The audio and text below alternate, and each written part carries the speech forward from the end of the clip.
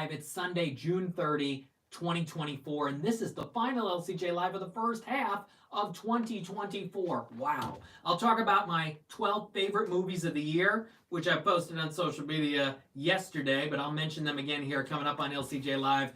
We also got to talk about Horizon, what happened, the movie itself, plus the box office, and A Quiet Place. Did it top Inside Out 2? I will tell you that here in a moment, right here on LCJ Live. Thank you for watching. If you're watching here on YouTube, thank you. Subscribe to the channel. Don't forget to like this video. And let's get into the box office here on LCJ Live. Your number one movie is Inside Out 2. A Quiet Place didn't quite do it this weekend, but it did very well. Inside Out 2 still, though, your number one movie with $57.4 million. That is now a total of $469.3 and globally $1 billion. That's right. Inside Out 2 is the fastest animated movie to get to $1 billion worldwide of all time. Fastest ever. And the first $1 billion movie, I believe, of this year, because Dune Part 2 couldn't do it. Highest grossing movie of the year as we enter into Despicable Me 4 territory. It opens in just 3 days. What is going to happen? Is Despicable Me 4 going to do Inside Out 2 numbers better than Inside Out 2 or not quite as much as Inside Out 2? We will see what happens. I mean, Illumination versus Pixar at the summer box office. Pixar has won more of the battles. I believe it's 4-3. The last Despicable Me movie, not Minions, the last Minions movie 2 years ago did huge numbers, but the last Despicable Me movie, number 3 in 2017, only did $264 million. It was a significant decrease from Despicable Me 2 and the first Minions film. So I think Illumination thinks they have a blockbuster. I think they have a blockbuster. I think Universal is counting on this and Twisters to do really well in July. I think it's going to do very well.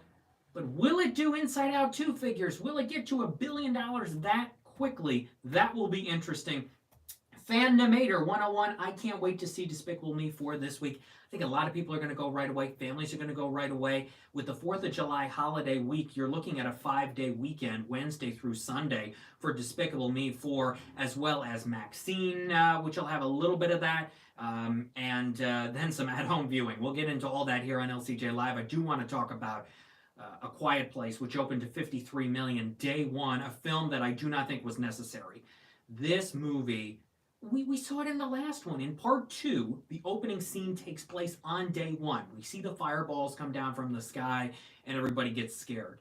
That happens again here in A Quiet Place day 1, and we don't get much more information at all. There is no advancement of our knowledge of the situation or what happens. It's simply an exercise in filmmaking. It's simply an exercise in more scares and to extend out this franchise.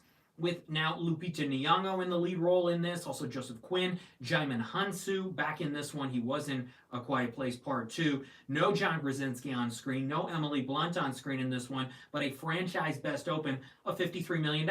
Now, if you adjust the first one for inflation, it's probably more than that. The first one opened to $50 million back in 2018, and A Quiet Place Day 2, Part 2, opened to $47.5 million back in 2021, had a 4-day open of close to 58. So it's right about where the other ones are, which is good news for Paramount because Paramount loves this franchise. But I think the only way you continue the Quiet Place franchise, you can't do day 2. We really go into day 2 and 3 in this movie. You can't really do day 100, day 500. You do the final day or the final chapter. That's the only way I think you continue this franchise and you wrap up this franchise. Eric Digliomini, I felt like I'd been seeing marketing the trailer for A Quiet Place for so long, kept thinking it already came out. Yeah, they've been marketing this movie for a while, but you know what's interesting about what Paramount's done, at least when I go to the movies at Regal locations, is they've been doing shorter trailers for a lot of their movies. They kind of started this last year. I remember the Dungeons and Dragons trailers were rather short in front of some movies. They felt like a 30-second trailer would be smarter marketing than a 2.5 minute trailer. They did it for If. They did it for A Quiet Place Day 1. They've already been doing it, I think, for their upcoming Transformers 1 animated movie. I think I saw that once. and some of their other movies. Mission Impossible had shorter trailers last summer. So this is an interesting marketing move by Paramount to do the shorter trailers, but it seems to be working. I mean, Paramount has had a good year. This with 53 million. Bob Marley One Love did well. A huge Valentine's Day. If for John Krasinski is up to 109.7 million. It added 1.3 this weekend, so to hit 110. And what am I missing? I'm missing something else. The Mean Girls movie, that was in January, and that did okay. It did 72 million total. So you've had 4 movies from Paramount do well this year. They've got about 5 more in the rest of the year. The sequel to Smile, Sonic the Hedgehog 3, a musical called Better Man, Gladiator 2, and the Transformers 1 animated movie, which is their next film, which opens in the middle of September. So a little break for Paramount now before we get to Transformers, but 4 for 4 for the year is good. Not every studio can say that. Universal can't say that The Fall Guy was a gigantic hit, that their only movie so far this year heading into Despicable Me 4 that was a true success was Kung Fu Panda 4.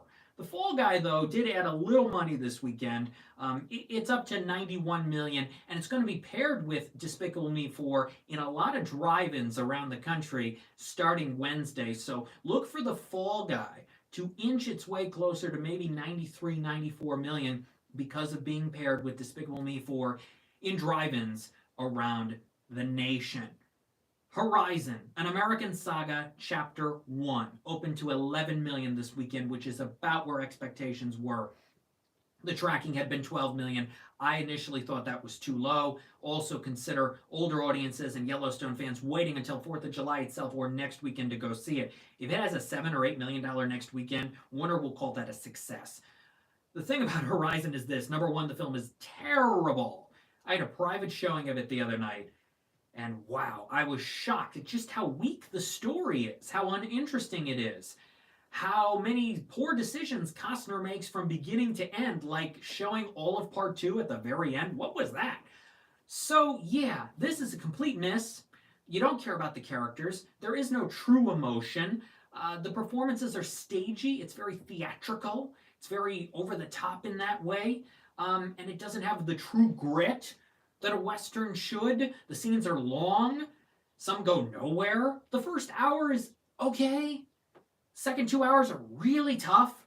All of Kinds of Kindness is really tough to get through as well. We'll talk about that in a minute. But yeah, this is one of the biggest disappointment of the first half of 2024. I made that list, shot it to number 1, because I like Costner. I like Yellowstone. It's a Western. But man, this is a bad film. Only 11 million. Part 2 opens August 16, and I think Warner has to be concerned that the movie's only going to open to like 4.5 million. The cinema score on Horizon Chapter 1, a B-. That's not good. So, yeah, Horizon. He's filming Part 3 right now. Does Part 3 continue? Does Part 4 happen? I'm not sure. At this point, that's going to be tough. Bad Boys Ride or Die, though, is a movie that's doing well for Sony. Another 10.4 million this weekend. It's at 165.3.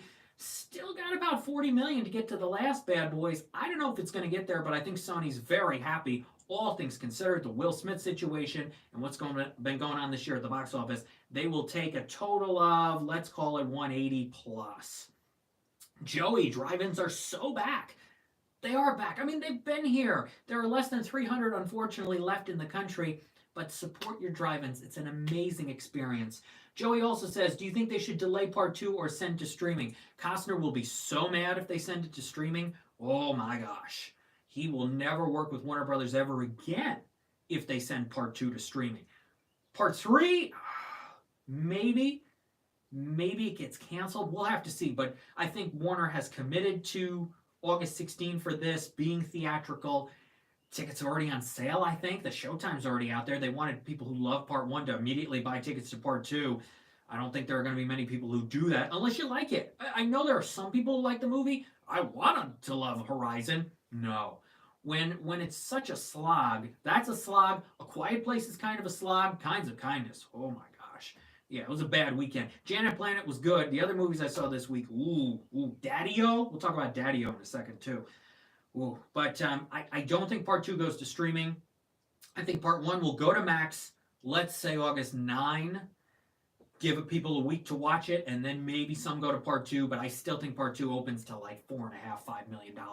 It's the end of the summer. It's the end of August. Warner's got the Shyamalan movie Trap, which they moved up a week to August 2. There was probably some strategy there because of Horizon. Yeah, it should have just been one 3-hour movie. It really, or two 2-hour films. I even think 2.5 is too long. You know, this 4-part thing, the chapter 1, chapter 2, when the story isn't good at all, which this is the case. When you got Costner who shows up to the town and he interacts with the young woman and then he interacts with the other guy, and they're just walking and talking and 12, 13 minutes go by, it's like, oh my gosh. Oh, wow. In fifth this weekend is a film called Kalki, 2898 AD, which made $5.6 million Friday through Sunday, $11.2 million total. That's very strong. Number 6 this weekend is The Bike Riders, which had a decent size drop. Ooh, it opened to 9.7 last weekend, down to 3.3 this weekend. Its total for Focus Features is 16.2. Now it's going to struggle to get to 20. I think it'll get to 20. It will not get far past $21–22 million. Everybody clearly wanted to go see it right away. The older audiences wanted to go see Horizon. I don't see this having really a second life. So yeah, you're not going to get past $21–22 million for The Bike Riders. Number 7 is the Garfield movie, which added $2 million. It's at 89.6. Sony's not going to get this to 100, but over 90 is an accomplishment considering it opened a little lower than expected, so not bad for the Garfield movie. Number 8 this weekend is Kingdom of the Planet of the Apes, which added $1.7 million. It's at 168.1. Disney will try to get this to 170. Number 9 is Kinds of Kindness. Okay, I saw this yesterday. 3 stories, they're all terrible. Because the performances in Kinds of Kindness are so monotone. Everybody talks in such a robotic fashion and acts in such a robotic fashion, even though they're playing different characters in all 3 stories, which I guess get worse as they go on. I mean, they're all pretty bad. But at this point, I'm not a Yorgos Lanthimos fan. I liked The Favorite, didn't love The Lobster. Poor Things is awful. This might be a worse experience only because it's 3 bad stories as opposed to 1 bad story. And it's 2 hours and 45 minutes long. And Kinds of Kindness, just, what's the point? What is the point of it? I'm not quite sure, other than an exercise in trying to have creative storytelling, but it's cuckoo and bonkers and wacky and quirky and just doesn't make sense, and characters do things that they would never do in real life. Is it supposed to represent real life? I mean, it's just... And now he's making another movie with Emma Stone and Jesse Plemons. Yorgos and this collaboration with Emma Stone may continue till the end of time, but these movies, Kinds of Kindness. I hope it doesn't get Best Picture acting nominations. He won Best Actor at Cannes, Jesse Plemons. I don't know. I like Jesse Plemons, but I haven't loved a lot of the movies. I think Game Night is highly overrated. I think, his performance in Killers of the Flower Moon, everybody's like, oh, wow, he brought some energy into the movie finally. He did a little bit. Again, robotic.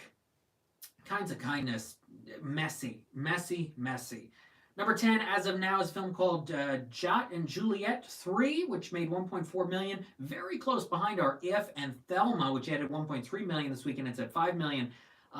The Exorcism only did about $500,000. Big drop off of the $2 million plus $2.5 million weekend last weekend.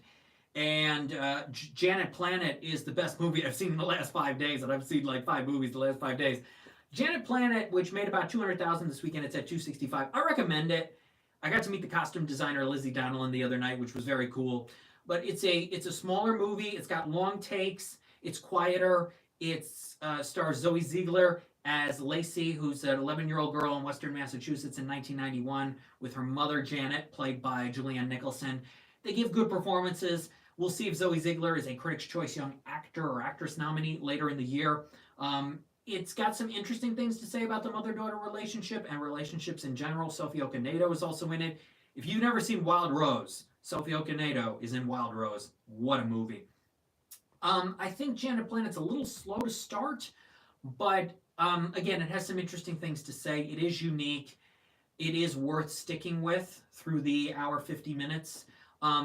Nice. Is it exceptional, groundbreaking, an incredible experience? No, but there is something there, and it's a frankly, a better experience than I had watching any of these other movies in the last week. Daddy-O, which we don't have the money for yet. Frankly, I think Daddy-O could do decent numbers if Sony Classics releases the money. Sean Penn and Dakota Johnson. I wanted to like it. Starts out rough because it's the two of them in a taxi for an hour and a half. And a lot of the dialogue they repeat to each other, which is kind of annoying. It settles in a little bit in the middle, but then it tries to accomplish a lot with the stories and make all these points that aren't very profound. And it really has nothing new to say. Again, also an exercise in filmmaking.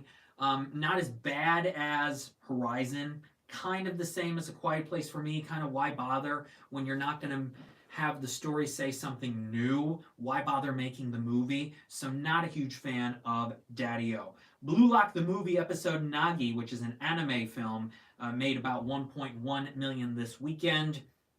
And like I said, besides Despicable Me 4, you've got other movies coming out for 4th of July, including Maxine, which I'm looking forward to. I have not seen X or Pearl, but I'm going into Maxine hoping it's good because of the Hollywood aspect of it and the performances and the suspense, and hopefully it's a good movie. I'm actually glad I haven't seen X or Pearl because I want to go in and look at Maxine as a standalone film, which I try to do with every movie, and so I hope I have a good experience with that. Also out this week is a film I've already seen. It's on Netflix Friday called The Imaginary, an animated film from Studio Panak, which is based on a novel, and it goes along with one of the themes of 2024, which is imaginary friends.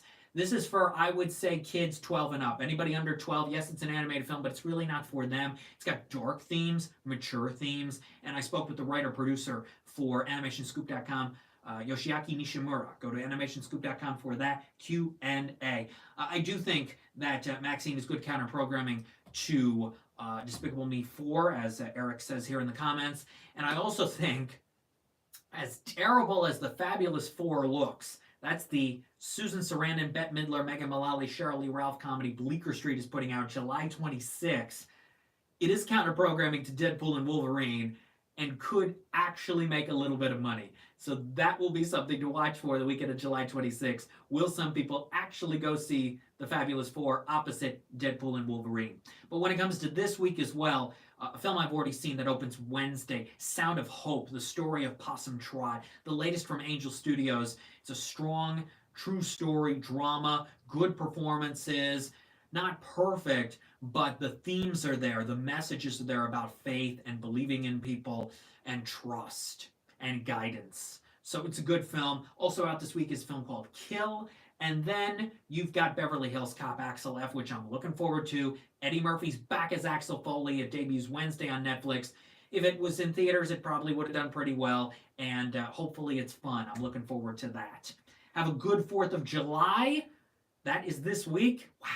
We're entering the second half of the year. And very quickly before we go, I've got my list of the 12 favorite movies of 2024 so far. Number 12 is Spy X Family Code White. Number 11 is Dune Part 2. Number 10, Gloria Gaynor, I Will Survive. Number 9, One Life. Number 8, Part 1 of Steve, the Steve Martin documentary. Number 7, I Saw the TV Glow. Number 6, I Am, Celine Dion. Number 5, Jean Dubarry. Number 4, The Greatest Night in Pop. Number 3, Jim Henson, Idea Man. Number 2, Problemista. And number 1, the best movie of the first half of 2024, is Young Woman and the Sea. That complete list again is on Twitter X at LCJ Reviews, Instagram at LightsCamJackson, and the website is lights-camera-jackson.com. Subscribe to the YouTube channel and watch more LCJ Live. I'll let you know when the next episode is going to be. It might be Saturday. I'll figure that out. Have a good 4th of July. Thank you, Joey. Thank you, Golden Oreos. Thanks for watching today's episode of LCJ Live. Hopefully Despicable Me 4 is fun. I'll be seeing that at some point in the next week or so. And hopefully Beverly Hills Cop is really good too. We'll talk box office and more next time on LCJ Live. Cheers to the first half of 2024, and here's to a great second half. Bye, everybody.